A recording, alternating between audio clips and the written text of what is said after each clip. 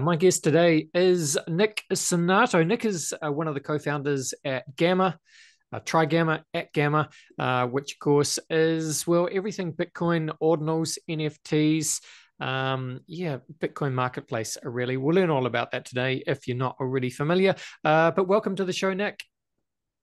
Yeah, thanks for having me. Nick, it is a pleasure. Let's do what we do at the beginning of the show. It'd be cool if you could please introduce yourself. Love to hear, a little bit about your personal and professional backstory, your history. What have you been doing in the lead up to co-founding Gamma? Yeah, absolutely. Yeah, first off, like I said, happy to be on the show. I know you're quite friendly with Brett, and he's been a long time listener, and I've of course listened to his episodes, but he's hooked me a bit on some of your other guest episodes as well. So yeah, it's been nice tuning in. But yeah, I kind of have I think it's a lot of people that are in the crypto Web3 Bitcoin space. Um I ended up here a little bit by chance. I don't think it was like a goal of mine per se to to found a company in the space.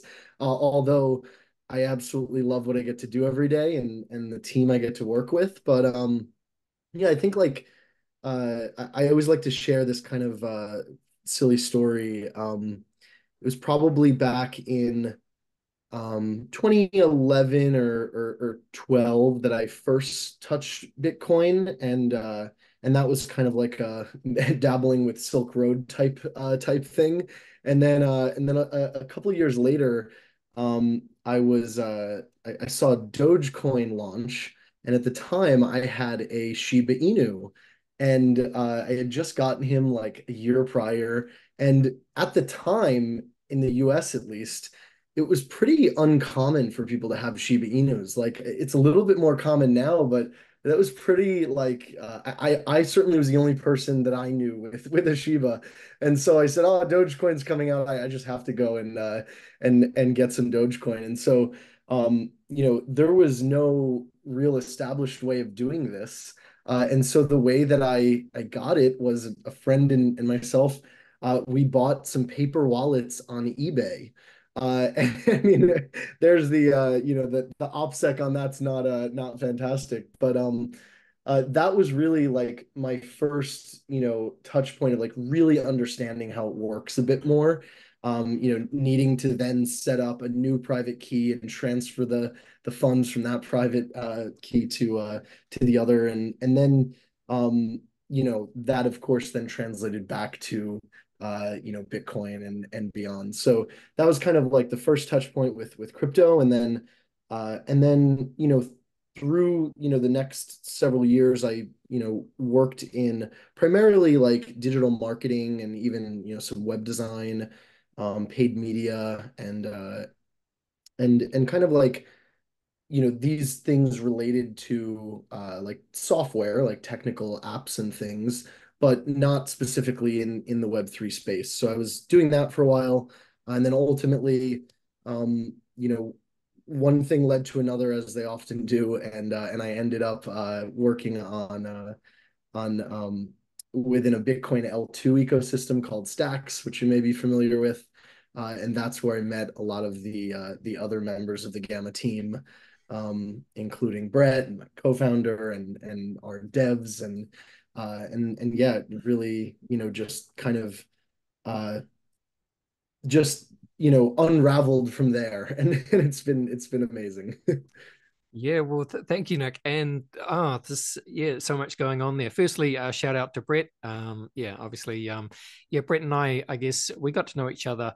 Would have been probably, I want to say, maybe 2020, maybe early 2021. I guess through that kind of ETH NFT cycle, and then it's been great to see Brett kind of go through the Stacks community. Shout out to the Stacks dads, and of course I believe he's been with you guys at Gamma for at least a year, probably 2 years now, and I just see him doing amazing things for I guess the kind of Ordinals community across X and of course for you guys. So that's been cool to see. But Yeah, the Dogecoin, and that's amazing that you had a Shiba Inu yourself. I hate to ask, is the dog still around? And number two, He is. that's amazing. How old is he? What's his name? And do you still have that early Doge?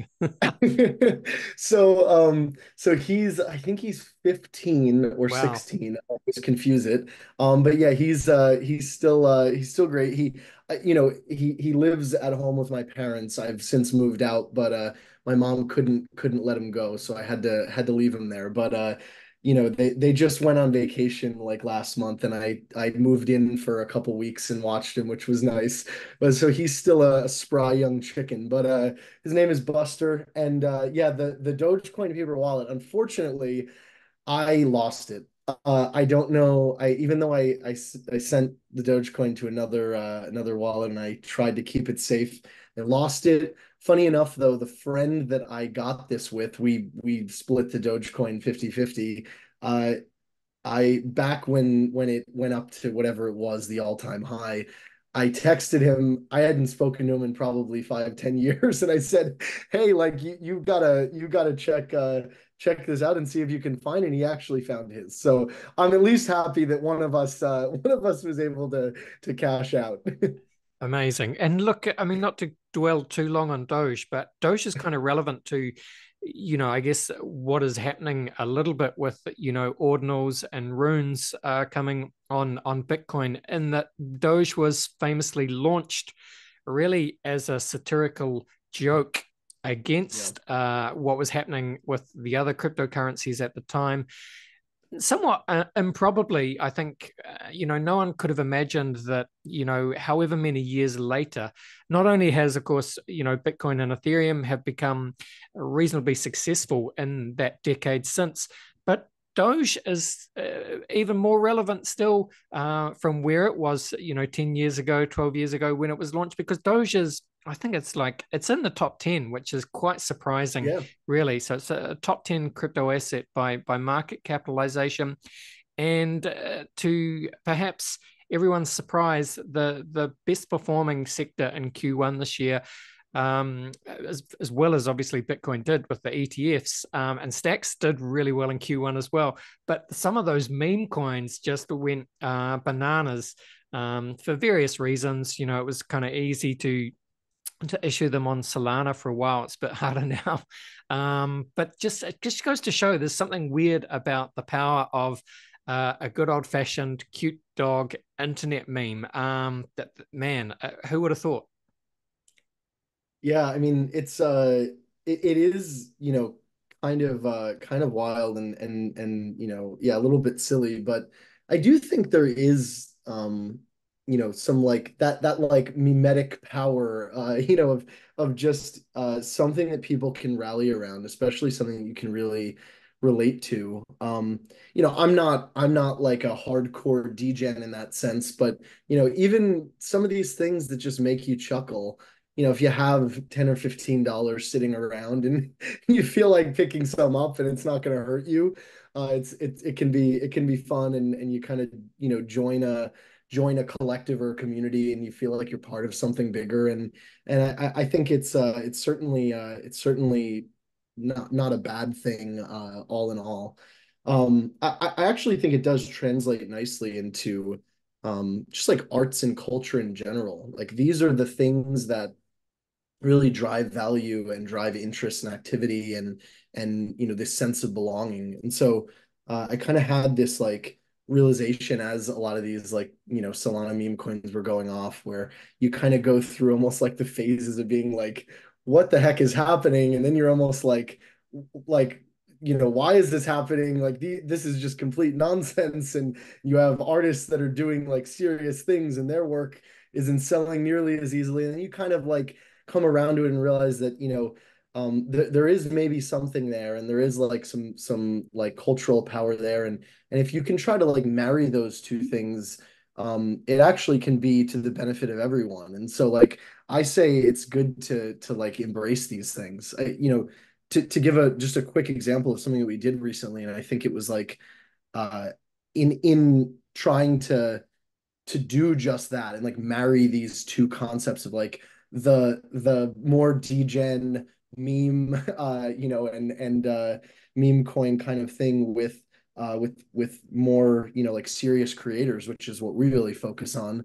I don't know if you've been seeing what's been happening with the runestone lately, but Leonidas and tons of contributors and volunteers, they basically did this giant, free and fair airdrop of these rune stones that will, yield future potential meme coins and things like that. One of them, of course, is a dog coin, as is relevant, but they did this, and people were kind of rallying around it, but we thought, how can we bring this to the artist community? And so we actually launched an art challenge, and we bought a couple of the rune stones, and we said we want to just do an open call for artists to create, like a serious art piece with this rune stone as the subject.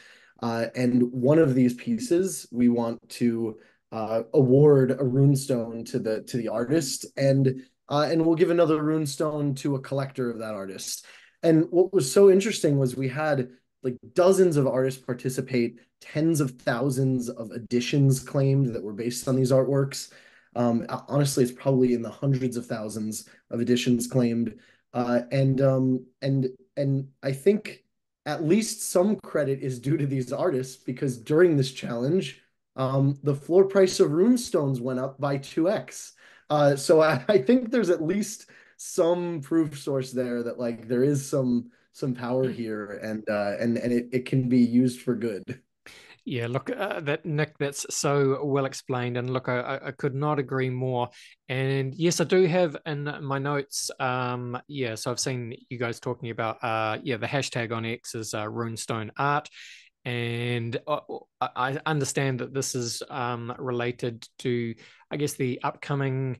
I don't know if launch is the right word, but yeah, runes are effectively tokens on Bitcoin, a little bit like ERC20 tokens on Ethereum, not similar anyway. So we can talk about that, but I guess we're getting ahead of ourselves slightly, Nick, and that I haven't even kind of asked you to explain what gamma is. Bearing in mind that, of course, Brett has been on the show, Jamel's been on the show as well. So anyone that's heard those episodes will know a little bit about gamma, but it's probably only fair that we give you your chance just to explain to the audience a little bit about, yeah, what gamma is, but maybe even more importantly, just in the context of what is happening with Bitcoin at the moment, because I think that's the kind of the key story. We're seeing these unlocks happen with ordinals, runes, and there's Bitcoin DeFi is coming, and I guess you guys are, yeah, kind of at the heart of this transition and new cultural movement that is, I think it is a cultural movement that's building up around Bitcoin. So yeah, love to kind of hear your thoughts on what gamma is and how it kind of fits into this new movement on Bitcoin. Yeah, absolutely. Yeah, so Gamma is, I think, like most simply put, we're a creator launchpad, and on L1 Bitcoin, we're really like the art marketplace. And so I think how this sort of ties into the puzzle pieces of the ecosystem in general.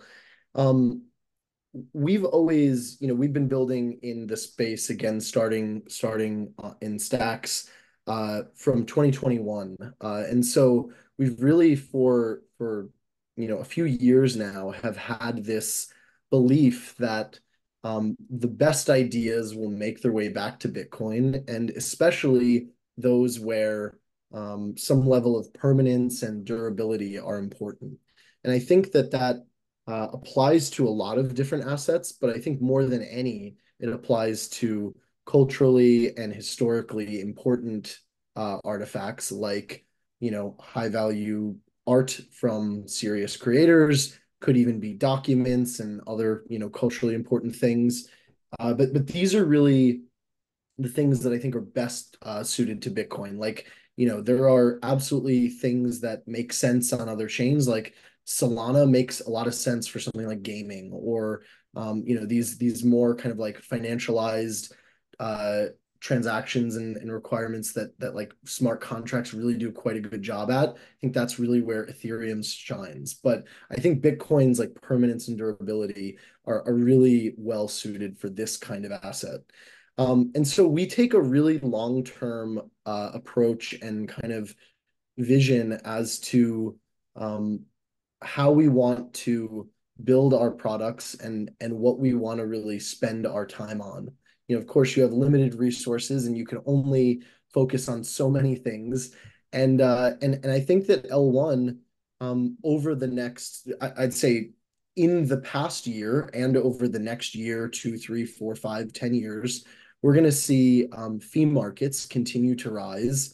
And this is going to make it so that really the only assets that are like economically viable to store on chain are going to be these high value assets. And so that's really where we're like focusing all of our efforts on L1, and we're making of course open tools that any creator can use and get started, but we're also focusing on, you know, a more curated approach as well. So, you know, we've kind of taken the approach of building out what we call the Gamma Partner Program, and that's you know, where we actually have our in-house curators and our existing network of artists review and vote in new artists each month that, you know, we work with to provide really great product experiences and, you know, white glove support if they need any help, and of course curation into areas of the product as well as IRL galleries and whatnot. And so that's kind of like the L1 focus. But then there's still, of course, a ton of maybe slightly less high value assets that make a lot of sense on Bitcoin, where maybe it doesn't make sense to inscribe the full, you know, set of data. Let's say you have some music video or something, and you're talking about a gigabyte file. There's just almost no way that you're going to be able to inscribe that on Bitcoin. And that's where I think we'll see our stacks and L2 offering come into play, where you still want some level of permanence. You want it settled back onto Bitcoin. You want the provenance to be established there. But you're willing to have some trade-offs in terms of permanence, and you'll be kind of one layer above. And so we're actually kind of quietly for the last 3 to 5 months have been building a lot of new tooling for a very soon upcoming network upgrade to stacks.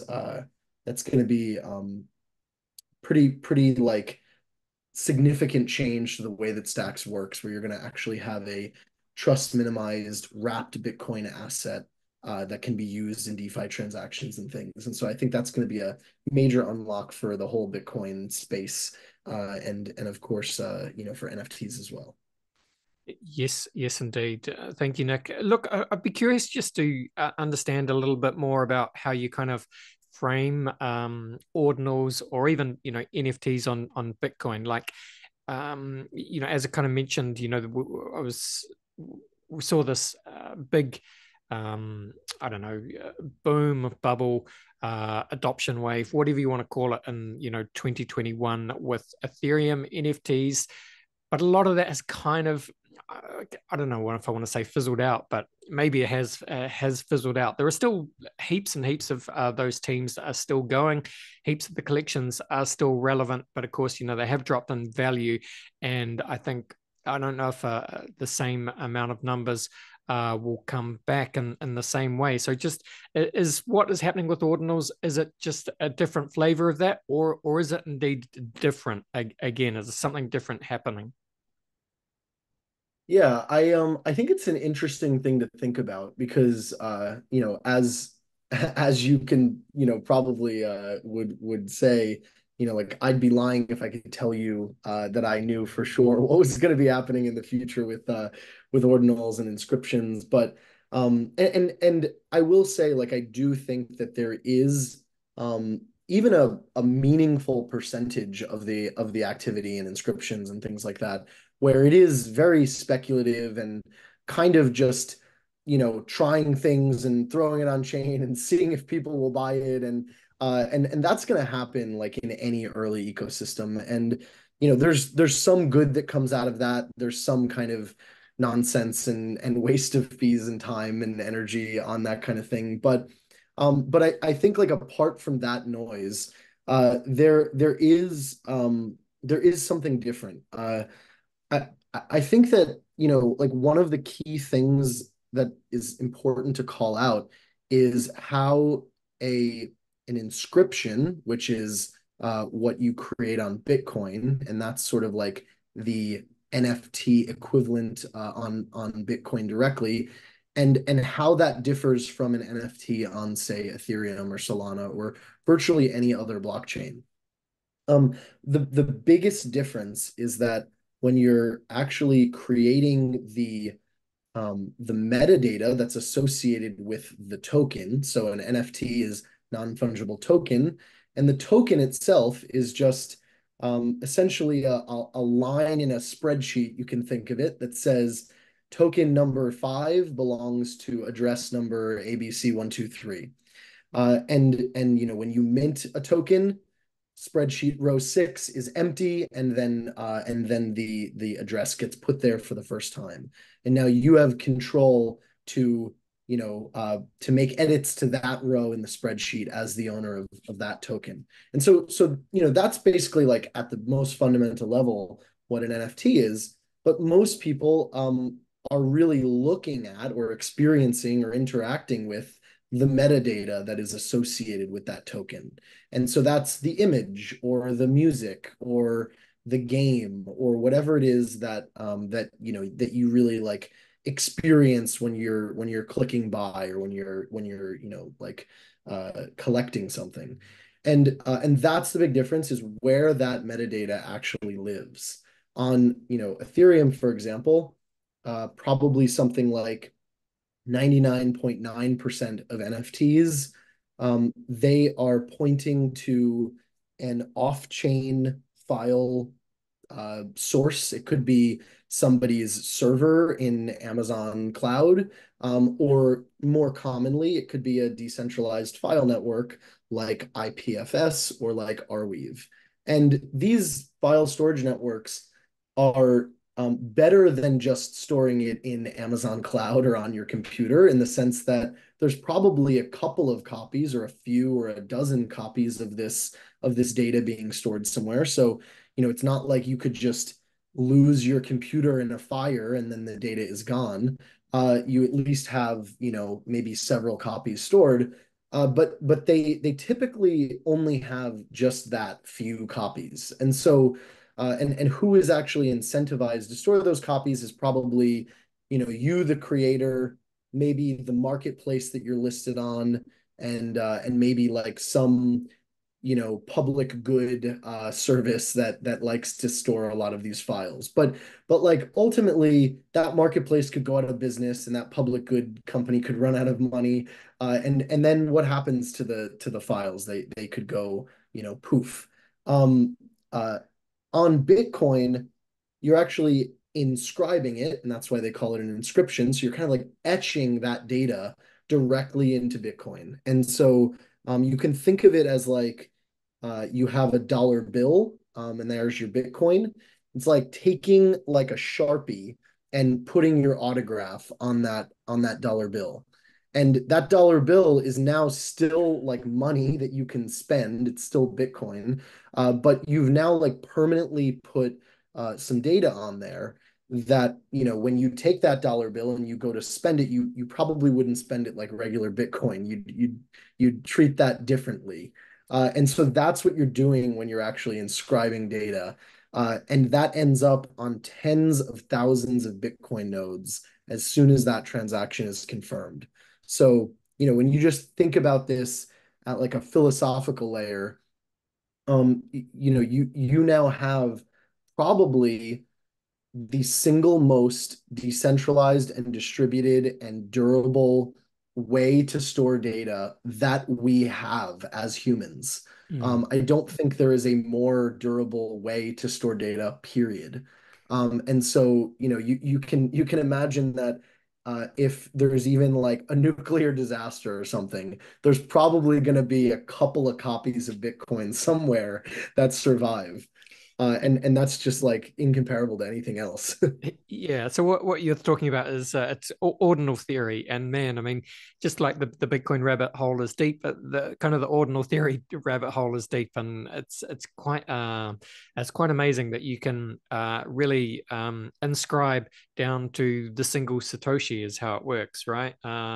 Yeah, which is kind of mind blowing, and it does make sense when you think about the best way that NFTs make sense for me is those kind of, obviously art is in the eye of the beholder, but call it what you want. Fine art, it's a good enough description, I suppose. And yeah, just the way that fine a piece of fine art can be inscribed, it does make sense, right?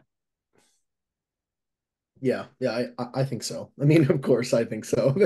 Yeah. Well, I'd I'm love to. biased though. So what's next then is runes. So I've really only, as I said at the beginning, I saw the runestone art stuff that you guys are doing, and I thought, man, what's this? And then I saw, okay, so runes are something that is, it's like I guess it's a token standard that is coming to Bitcoin. I think, is it activated at the halving? Is that right? Mhm. Yeah. So Yeah, yeah. give us the high level vibe on runes, please, Nick, because this is new to me. Yeah, so it's kind of like the short version and kind of like a bit funny is that as ordinals were taking off, people kind of figured, hey, we need to come up with some kind of fungible token, meme coin standard on Bitcoin. And Right. so there were a lot of ideas that were thrown around, and one that ended up being like the most compelling several months back was called BRC20, which you may have heard of. Yeah. And BRC20 was kind of, like a knockoff name of ERC20, and but for Bitcoin. And this was like functional, like it does work as a fungible token standard, but it is very, very inefficient in terms of like the data that you're inscribing. And so it makes fees for basically everyone in the network, including yourself, just absolutely outrageous. And so it's not to say that other things can't also drive fees up, but they really are like it's like inefficiently so is the key thing. And so Casey Rodemore, who's the kind of like mind behind the Ordinals theory and Ordinals protocol, he's not a big fan of meme coins or shit coins, as he calls them. But he is a fan of being respectful of block space and fees and whatnot. And so he said, all right, like, this isn't really my thing. And I'm not saying you should invest in this, but I'm going to create the most efficient fungible token standard on Bitcoin. And he called them runes. And they're very, very thoughtfully designed as a token standard, and it's just about as efficient as you can possibly make a fungible token standard. It's like down to the minimum number of bytes that can possibly be used for this. Like I don't think there's much you can even shave off if you tried. And so that's kind of like why runes are coming about. Yeah, and so just to be clear, isn't it amazing, Nick, that here as we record today, where I am in New Zealand, living in the future a little bit, but it's Friday morning for me, April 12. By the time this is published, it'll be next week, so we'll be, let's say, pretty much bang in the middle of April. In fact, when this is published, it'll literally be something like 2, 3 days before the Bitcoin halving. It's kind of snuck up on us, right? Because we're, been thinking about the halving for probably 18 months now, coming, oh, the halving's coming, ETFs are coming, ETFs are here, oh, Bitcoin's doing all right. What's going on with Doge, meme coins? But, it's been an interesting year. And suddenly here we are. We've actually gone through over a quarter of the year, basically middle of April, halving literally days away. And so give me your thoughts on the halving, just any thoughts you have on the halving, how it relates to Bitcoin. But are you effectively saying that one with the halving and runes, we're going to have, is there going to be a meme coin boom on on Bitcoin? That's what's about to happen? Yeah. Yeah. I mean, like the I mean, the halving is a celebratory event usually. I mean, maybe not so much for miners in the short term, Yeah. but it's generally has been a positive driver of momentum and narrative and price historically. And so that's great for everyone in the longer term. And I think honestly, like one of the reasons why Casey chose to make Rune's launch at the Halvening was because he knows that miners take a hit at that time. And Yeah. so it's kind of like, hey, it's gonna launch sometime. It could launch like last month, but we might as well have it launch the month where they're like suffering the most. And kind of maybe mining at a loss, which is something that could happen and probably will happen for a period in the absence of something like runes. But yeah, maybe runes will kick off, like as you said, some kind of crazy boom of meme coins on Bitcoin, and maybe fees even at the more efficient data size, probably enough activity can make fees spike anyway. So maybe miners will be very happy.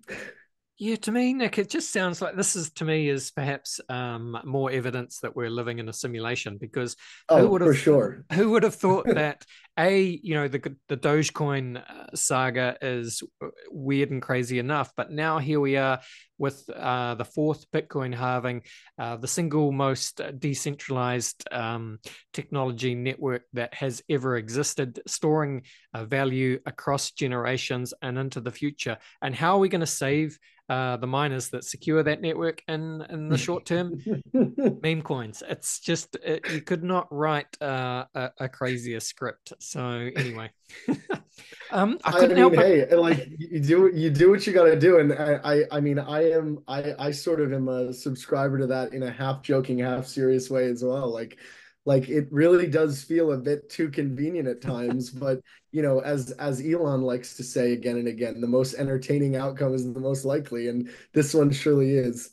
that is exactly right. So well put, Nick. Look, I just noticed in your I guess it's your Twitter bio, you've got Bitcoin, sushi, Tesla, and 7W8. Just briefly, I'd like you to please explain sushi, Tesla, and 7W8. Well, I mean, sushi is evident. That's just a fantastic item. I could have like if I could afford it, I'd have sushi like 3 meals a day. But yeah, that's just like one of my loves. But Tesla, I actually this is like another kind of funny story and a little bit of how I got into the Stacks ecosystem. I initially like didn't really use Twitter that much. I actually had my account very early on, but wasn't really a big Twitter user. And then back when the Model 3 was first announced, I had a reservation for it and I had an early Model 3, and there was a Tesla Twitter community that was there. And so I sort of started using Twitter to sort of engage with the early Model 3 owners. And through this, I don't know if you're familiar with bored Elon Musk, but he's not Yes, Elon Musk, but yes, he is into NFTs and crypto, and he's a great, he's a friend of mine at this point. But he and I were just, kind of like acquaintances at the time, but he's very accessible and always responds to every DM, and so we would DM back and forth here and there. And at some point he tweeted something about something on Stacks, and I had never heard of Stacks, and I didn't really know that you could do anything expressive on top of Bitcoin, and that's sort of one of the things that the main thing that Stacks enables you to do pre-ordinals. And so I DM'd him and I said, oh, what can I do? How do I do this? What wallet do I use? Like, and so he sort of pointed me in the right direction, and that is literally how I found the Stacks ecosystem was through that. So I think it's kind of a beautiful thing, and I like to leave Tesla in my bio as my Twitter roots, and really like in some odd weird ways like my co-founding story roots. yet more evidence for the fact that we're Exactly. I living in a mean, come simulation, on. as far as I'm concerned. Yeah, I'm aware of board Elon Musk. He's deep into gaming, deep into Yeah. Web3, and kind of has. It's been fascinating actually watching his, I guess, transition from his kind of early X or Twitter profile, literally being the bored Elon Musk, having Mhm. kind of, funny takes on Elon style ideas. Yeah. And then you kind of see him fall out of love with Elon in some ways, like a lot of people perhaps have. But at the same time, Elon has, depending on your point of view, either saved Twitter or ruined it, or the outcome is yet to be determined. Same with Tesla, but yeah, fascinating Mhm. narratives to watch. It's just the world we live in. And just to finish Yeah. off this part of the podcast, 7W8, what is that? Yeah, 7W8. I'm glad you asked. This is my propaganda. 7W8 stands for 7 Wing 8, which is a nod to the Enneagram, which is a personality test that I'm mildly obsessive of, which is kind of in line with my type. And the seven, there are 9 types, and it's don't think of it as lower or higher is better. They're just numbers. And the 7 is called the enthusiast, and that's why I say it's a little bit apropos. But I'm a huge fan and believer of the Enneagram, and I make everybody at Gamma take it, and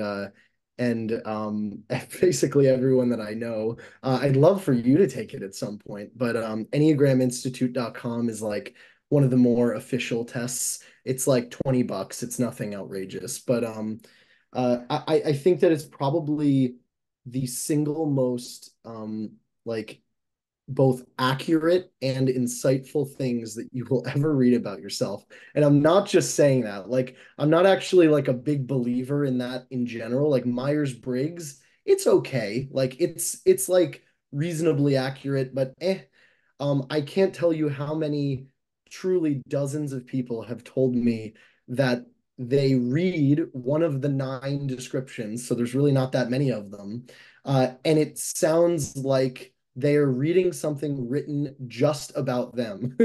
It's pretty fascinating. So I can't recommend it enough. Yeah, all right, fascinating. Yeah, because I did actually, I did Google 7W8 prior as I was doing my research on you. So I kind of knew what this was about, but just wanted to hear you explain it. And yeah, that is interesting. So obviously, you think it's pretty accurate. And so the idea is you can learn some insights into kind of your, I guess, personality type, strengths and weaknesses, how you work and relate to others, that kind of thing.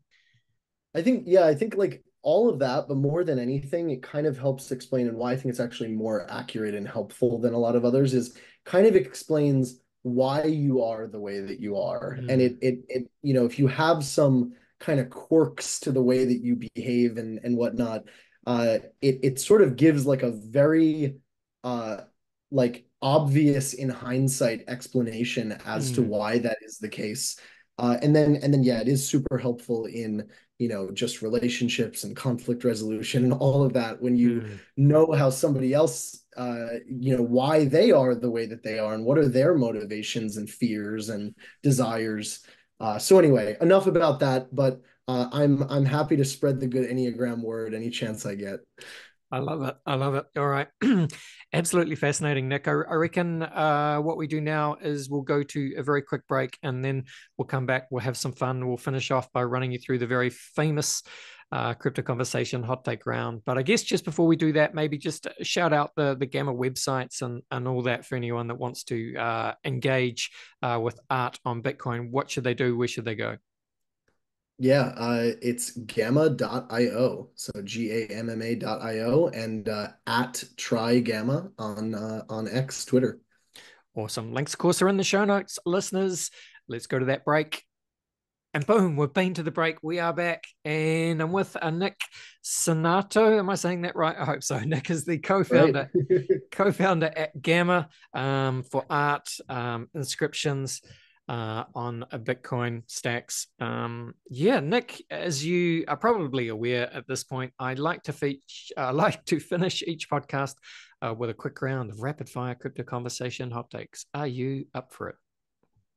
Oof, I guess so. Let's go. Let's go, Nick. Just going to run some questions that you know right or wrong way to do it. Just want you kind of honest, hot take style answers, if you like. Question one for you: where would you say that you sit on the Bitcoin maximalist to multi-chain opportunist spectrum? I am a Bitcoin believer, and I believe in a healthy Bitcoin superiority, but I am not a maxi. I'm a big fan of innovation anywhere, and I'm a holder of NFTs elsewhere too. Awesome. Very well said. All right. What would you say then, Nick, is your firmest conviction crypto opinion? Hmm. Um, That's interesting. I would say, just to give the quickest answer I can think of, uh, I think that Bitcoin will be here for a very long time, uh, and um, and I know that's not very controversial, but I would say like to people who say, like, what'll happen to it. I think it probably has a better chance than almost anything else of surviving. So maybe AI will come and take over everything, but Bitcoin will be like one of the last stands at least. Yeah, very nicely said. All right.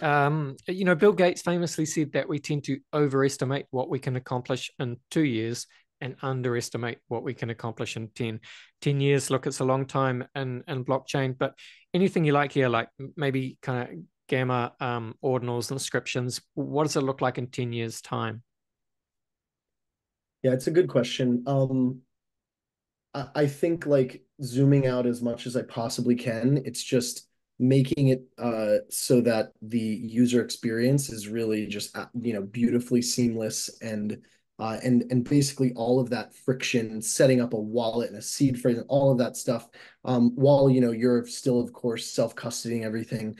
I think we can hack our way around all of those problems, and these things will all be invisible. The early days of the internet, there was a lot of friction, and now you can talk to Siri or something and get an answer in a couple of seconds to whatever you want to know. Absolutely. Well, maybe not Siri, but yeah, Yeah, I was gonna say, as I GPT-4, sure. said that, I was like, wow, I'm gonna really sound like I'm a fanboy or something. No, maybe Google Assistant, but Yeah. Well, but man, it will be a game changer once Apple actually release their large language models and hook it up to Siri. That's what everyone's waiting for, really. yeah. And that kind of brings us nicely to the next question, which is, it's a quote by sci-fi author William Gibson. He said that the future is already here; it's just not evenly distributed. Can you think of an example of the future being here right now, Nick? But most people aren't aware of it. I mean, this is a little bit dark, but I think like these tools popping up every day from different AI companies, Mm. it's a little bit scary, and I think a lot of people are not tuned into it. Like I think, just last week I saw everyone was sharing these song snippets where you give like a one sentence description and you get a full feature length, 2 minute plus song with customized lyrics and beat and everything. And on one hand, it's really impressive, but the fact that we can go to a website right now and sign up for that for $8 a month, and in 30 seconds generate that song, that's a little bit frightening to think what can be done for not $8 a month, but but with something a lot more powerful. So I don't know. I mean, I'm not a very pessimistic person, so I like to believe that we'll, like channel these technologies in a good way. But I mean, the future is absolutely here in that way. And as Sam Altman said, I think it was like a week or two ago, he said something like, uh, we don't know what the future is going to look like, but we can say that every year here on out is going to be the most interesting year in human history. And it's sort of a beautiful and nice thing, but also a bit scary. Yeah, I mean I think the word interesting is doing a lot of work there in that quote from Sam because it's going to be interesting. Some of it's going to be incredible, some of it's going to be very, very scary indeed. But man, just the Yeah. pace of change accelerating so quickly.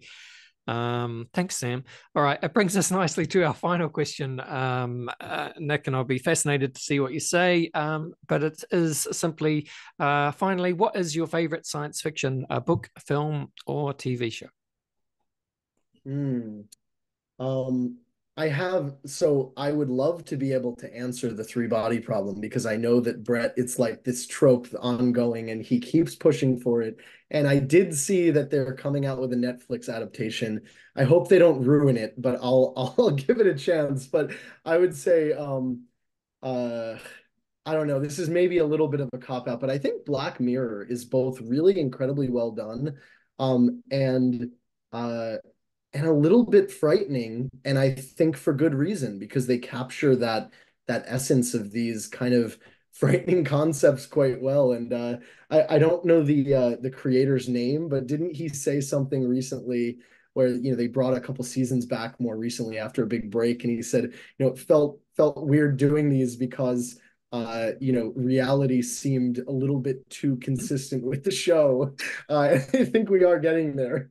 Yeah, no, you're exactly right. And the creator of Black Mirror, Charlie Brooker. And yeah, I think that's what happened when he released the most recent season, which I believe that was last year.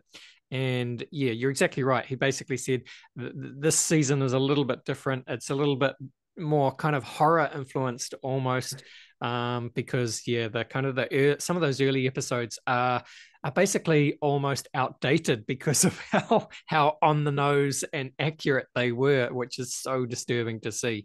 It's a great answer there. Yeah, three body problem is in fact already out on Netflix. That Oh, okay. adaptation. I think just the update for Is Brett it here. good? Have Brett, you seen it? yeah, I'm. It's an eight episodes. We've watched six, so two to go. Oh, it's fantastic. I highly recommend it. Good.